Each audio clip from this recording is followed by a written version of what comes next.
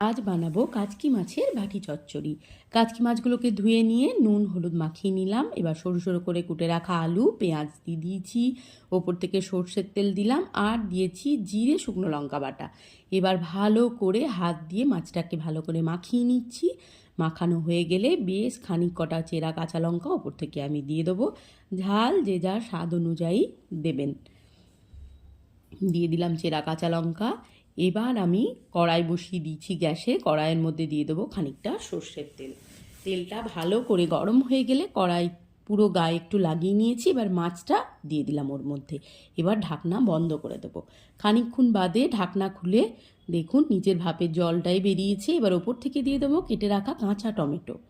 এটা দিলে খেতে খুব ভালো লাগে।